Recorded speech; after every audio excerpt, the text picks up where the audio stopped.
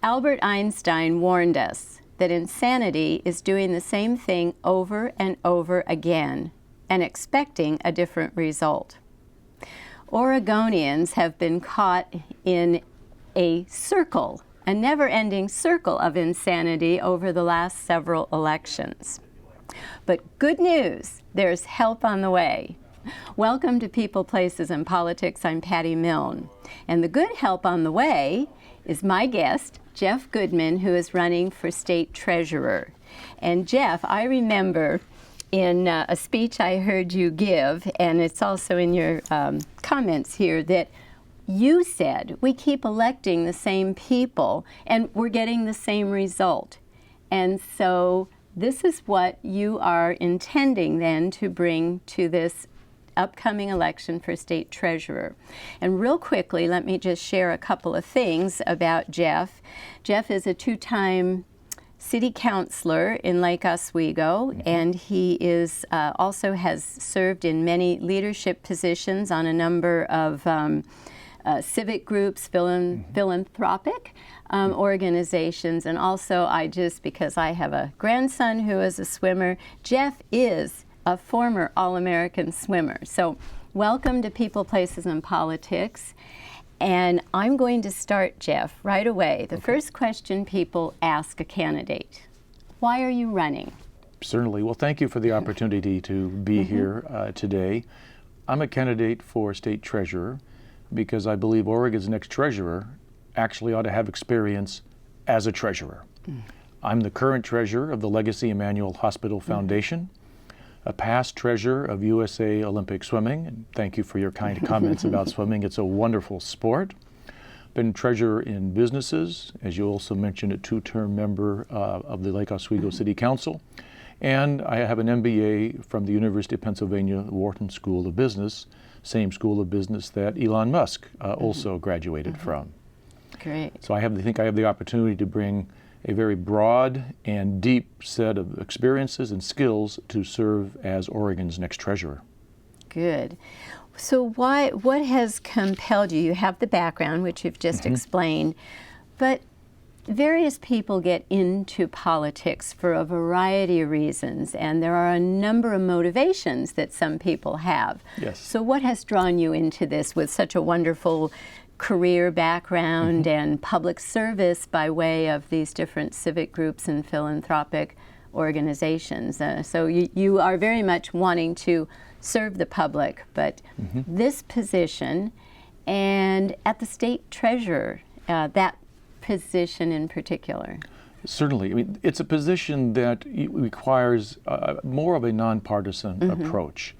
It requires someone who has the background to look in the treasurer's role to understand that you're going to be responsible for, along with the team that's in place, $70 billion of investable assets for the PERS, the retirement accounts. You're going to have $90 billion overall. You've got about $12 billion in state debt that you're going to be managing because we want to maintain the best possible credit rating.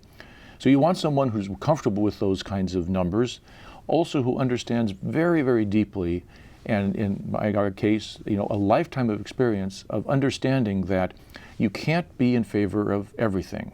Because if you're in favor of everything, you're in favor of nothing. And when it comes to money, the last time I checked, here in Salem or back home in the Portland metro area, I haven't found a money tree in the backyard. So it has to understand. Or buried treasure. Or buried treasure, no. And so you have to understand that there's trade-offs with everything. And so let's permit me to provide just a small example, Please something do. that's recently been in the news. In the Portland area, there's been a very appropriate level of concern about some of the heavy metals in the air and the moss over near a couple of glass companies. And the Department of Environmental Quality, which is charged with, as we both know, with maintaining and enhancing the quality of our environment, which we all want. All of us as Oregonians hold our environment very dearly, and I share that because I'm a lifelong Oregonian. actually second generation on my mother's side. She grew up nearby here in Silverton. Good. Yes. Good. And at the same time, there's also a request that's been brought forward about having the state pay the postage on vote by mail. Oh, yes. And yes. There's no shortage of ideas to come forward, and every idea has merit, every idea has costs, but you can't do it all. And in my mind, if there's have another $1.5 million, it is far more important to spend it on preserving, enhancing, monitoring our environment than it is for spending the money on the possible reimbursement or paying of the postage on for an election. And it's that way of thinking, trade-offs, cost-benefit, and I bring a lifetime of experience to bear on these kinds of questions.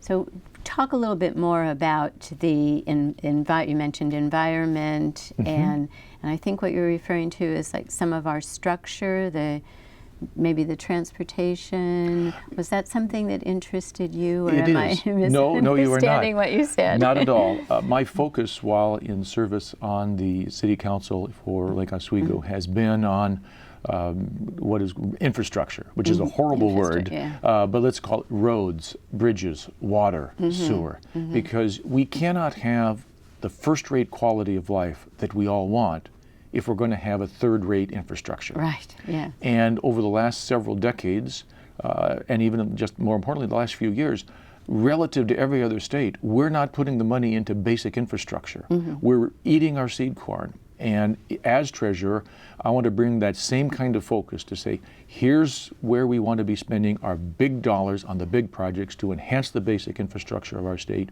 to repair and replace it, so that we're not going to have problems down the road, and it makes it better for everyone. The added benefit is those kinds of jobs, bridges, roads, etc., buildings, those are good, high-paying jobs, which are not going to go away, they're not going to go offshore, so it's a chance to make life better not only for all Oregonians, but also to enhance it for those who are able to get those jobs to build that infrastructure. Good. Well, that sounds great to me. I am curious that people listening to this show, or maybe who have heard you talk about this, might be a little curious that, gee, the treasurer could help us do a better job of this infrastructure. Talk a little bit about how that fits into the actual role of the treasurer. How do you see yourself being able to actually insert yourself into some of those discussions and make those investments? Certainly. Every 2 years, the state treasurer submits to the governor and ultimately to the legislature how much additional debt the state can issue based upon the growth in the economy of the state. And right now, that's all they do. They say, here's an omniscient amount of debt. Along with that, because the role of the treasurer ought to be, and should be, how do we get the biggest bang for the buck? Recognizing that all projects have merits, and all projects have people who are going to be speaking in favor of it. Certainly, you've experienced that. And I certainly have experienced it while serving on the City Council. So in addition to going along with saying to the governor, saying to the legislature, here's how much additional debt that the state can issue while maintaining our credit rating, and here are the projects based upon the expert advice of the different departments of the state where we're going to get the biggest bang for the buck. So if we have, as an example, an additional $1 billion of debt that can be issued. And I'm just using that number as an example. So along with that, we're going to say, and here are the following projects that's going to get us the biggest bang for the buck in terms of enhancing the environment, enhancing our infrastructure, providing jobs. This is how we can make the most effective use. And you want somebody who has a lifetime of training and background in that to be leading that process to bring it forward. Is this a different approach than the current state treasurer or previous treasurers? It's building on the work of our current treasurer and previous treasurers. It's taking it to the next step.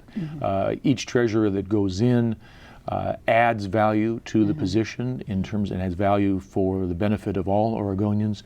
This is building upon that and then taking it forward. I should also add, with respect to treasurer and bringing it back to why am I interested in serving as treasurer. When you look back, nobody wakes up in the morning when they're growing up and says, I want to be Oregon's next state treasurer. But as I look back on everything in my life, my education, my business experience where I've served as an analyst, I've been a controller, I've been a treasurer, an investor, my volunteer experience where I've served as the chair of a variety of organizations or as the treasurer, and now my elected experience, everything in my life has prepared me to be Oregon's next treasurer. And I don't have interest in serving beyond treasurer. That's my goal, is to become our next treasurer, do a great job for 4 years and 8 years, and then step aside and hand the office over to someone else. I'm not interested in using that position to run for governor afterwards. So you can really, hypothetically, you could really focus on some of these projects, the infrastructure, environmental projects, and really get those moving forward and to the benefit of Oregonians and the state budget. And then you wouldn't say, gosh, and people would say, but Jeff, you've done such a wonderful job, you need to stay. So how does that sound? It'd be lovely to hear, and I would be grateful to hear that. But state treasurer is where I can best bring my set of skills, and I want to use that both on the analytical side, which I have, I think, a pretty good background in, but also want to use it to reflect the types of things I've done while serving on the city council. I have a mantra which I call inform and persuade. It's about, I spend more time talking with people who I might disagree with on any one issue than I do talking with people who will agree with me on an issue. That's a great trait. It really is. I say that in all sincerity. It's so nice. It's very refreshing to hear that. Well, thank you very much. It's something, and I'll share a story about my dad where I got that from. But I already know what people who agree with me are thinking, okay? And one, I could be wrong. And number two, if I'm not wrong, I want to understand people who are disagreeing with me on that issue and try and persuade them to agree with me. And if I'm unsuccessful in that, so be it. And that story that I share about my dad, he passed away about 10 years ago at 92. Wonderful long life. Not long enough, but wonderful long life. And many years ago, we were debating an issue. It wasn't a heated disagreement, but we were ultimately in disagreement. And he looked at me and he got a smile on his face and he said, you know what, Jeff? If both of us agreed on everything, one of us is unnecessary. Now, my mother was much like that. She really appreciated differing opinions and that everybody was different. And she said, if everybody were the same, what a boring world it would be. Exactly. So, yeah, and you learn if you're not conversing with people you disagree with, or not necessarily disagree, but have a different opinion because all of our experiences bring us to a different place with an issue. Exactly right. Or an opinion. And yeah, how do you learn? How do you learn to expand your own mind on something if you're not exactly right. open to hearing other things? That's great. Yeah. So, excuse me. So let's move just a little bit to, Please. You've talked a lot about that. So what would be the first thing, you get elected. Yes. And you've been sworn in, and now this big job is in front of you. What do you see being the first and or the most important thing that you need to tackle? Two things. And again, this comes from my experience. When a person is in an executive position, which is what the treasurer's role is, in effect, between the treasurer, secretary of state, attorney general, and the governor, you're in effect a board for the state. The two most important things you're doing as a member of that board, each within your own area of expertise and constitutional responsibility, is one, the development of your people, and secondly, how you spread the money around. Because both of those decisions impact hugely on a go-forward basis. I'm one person in the treasurer's office. There's a great team in place already there that I will be leading. I want to make sure that I get them to understand my kind of thinking and where I'm going, and also for them to be willing to speak out and say, Jeff, I disagree with what you're thinking, and here's why. So I want, on the people side, and then on the dollar side, we've spoken a little bit about that already, is I want to be able to submit within that very short time frame after the election and when the legislature and the governor meets, when the legislature meets and the governor submits their budget to the legislature for their review, to make sure as a part of that process, here are the projects where we're going to get the biggest bang for the buck with the limited number of dollars that we have. Those are the two things, that's going to be the guiding principles for me going forward. But the first things I would be doing after taking the oath of office. I do like your thinking. That sounds really good, taking the oath of office. Sounds very good, doesn't it? Of course, being a candidate, you're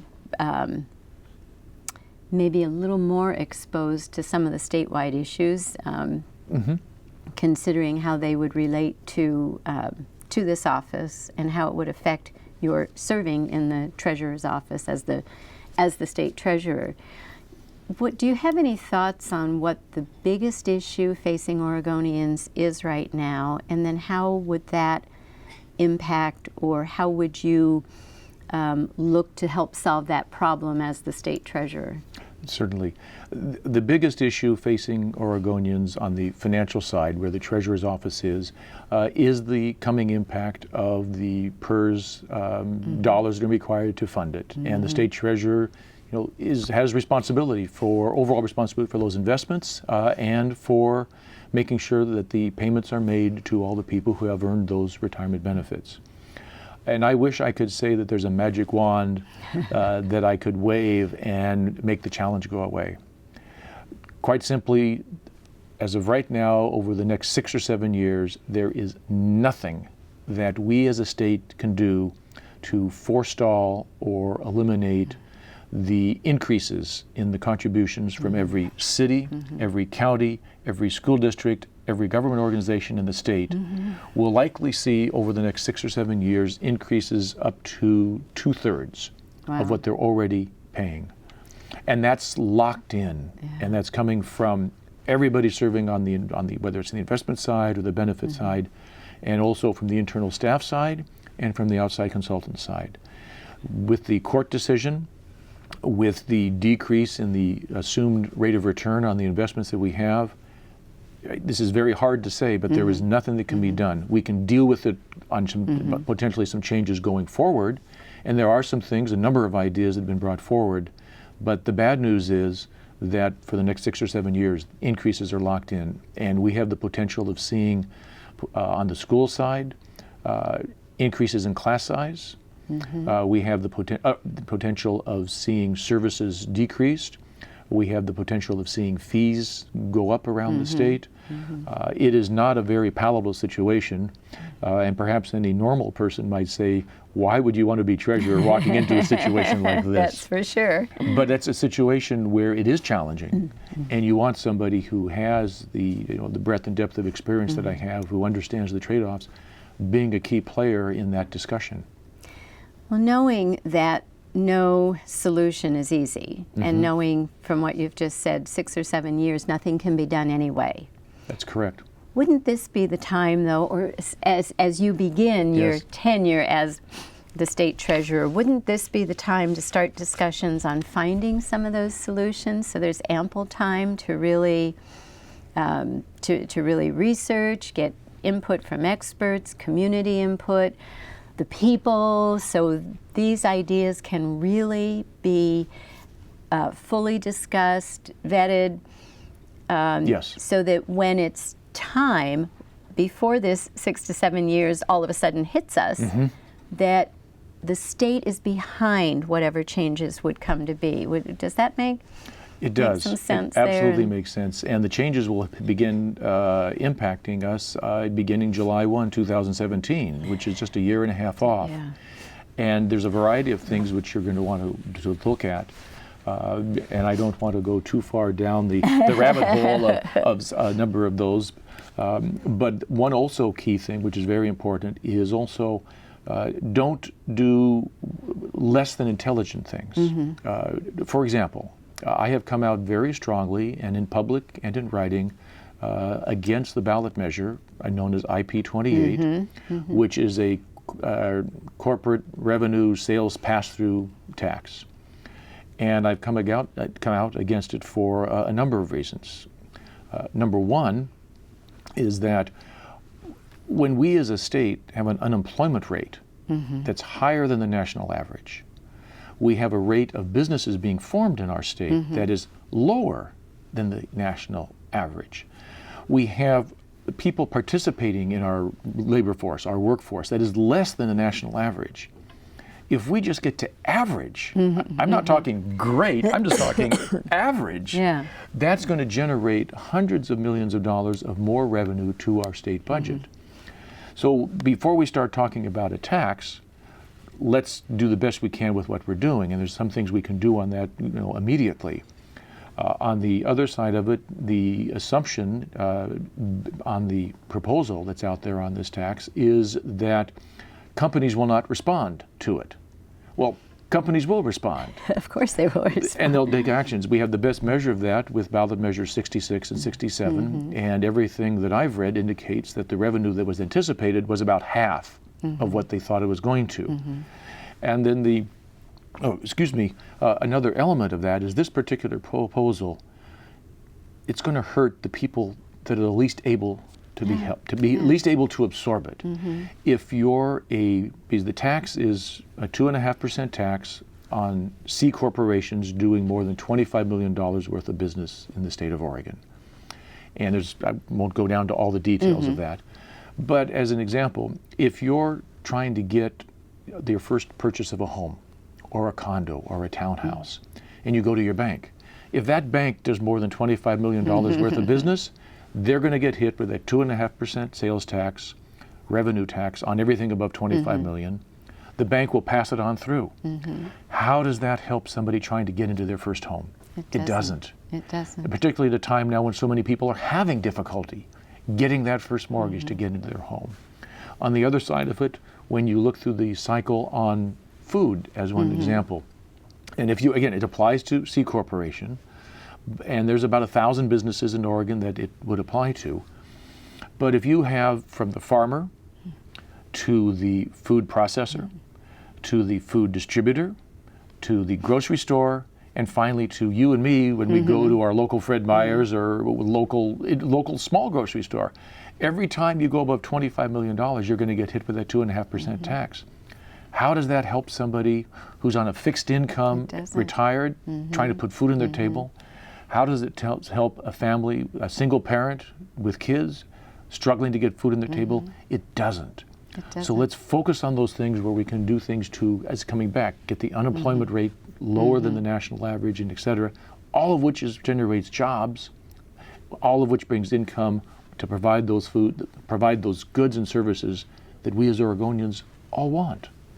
Yeah, and all of these, going back to what you were talking about just for a moment on the PERS, which is for the Public Employees Retirement System, that having been a county commissioner for just shy of 16 years, we struggled every year in the budget and through the bargaining process, and I believe absolutely in being fair and respectful of bargained agreements. You have to be. You have to be. Exactly. But and you should be. But the cost, as you've already indicated, the cost to government entities to afford this, and it's not the fault of these individual employees at a city or at a county or even the state. We won't go into how we got in this bad situation, but it's not to blame the current workers, and it's not to blame anything. But getting through this is going to clearly, in many cities and very possibly in a lot of counties, result in layoffs because the cost is just going to be too much. There's nowhere to cut that kind of money, and then of course there are monies that are specific to certain expenditures and allocations, and you can't just, well, here's an extra $500,000 and here's another. It doesn't work that way in government budgeting. But that, and then you overlay also what you're talking about, this tax, and it will mean there's a ripple effect too. So like food banks, and more people are relying on the food bank to put food on the table.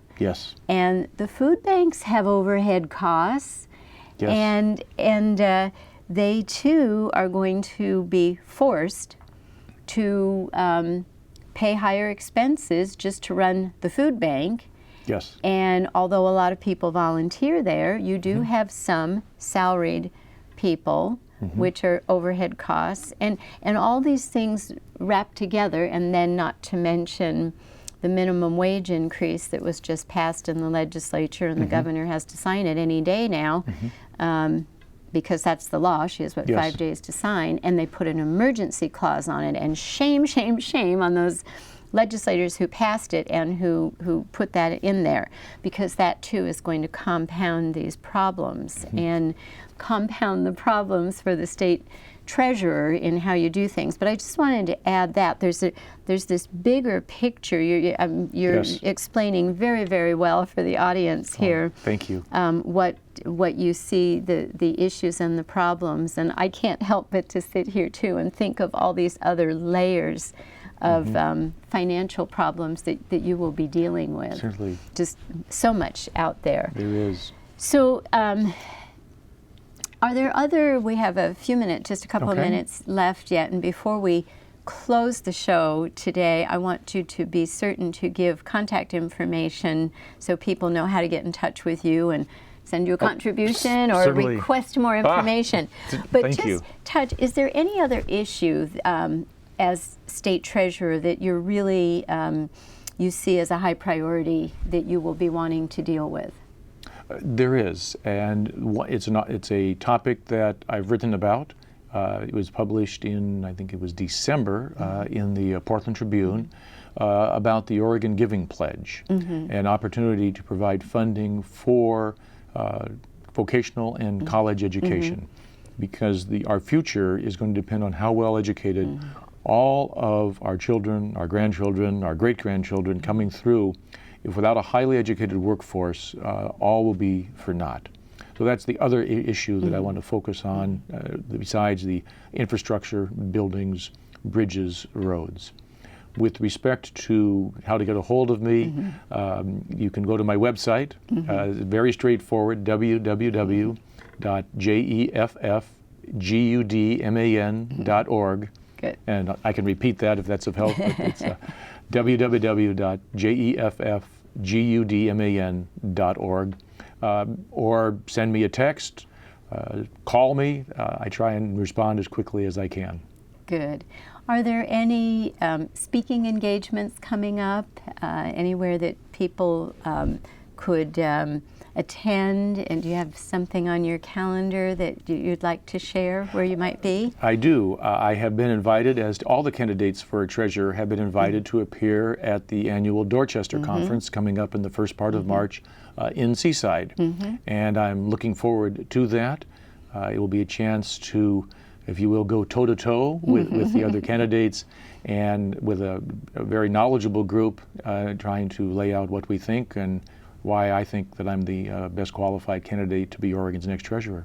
Good, good. Well, I'd like to thank you again for being my guest, and please, this campaign is several more months long to It is. November, so please feel free to come back, and I will do a little advertisement for you here. There's this nice, Jeff has this nice, people refer to these as different things.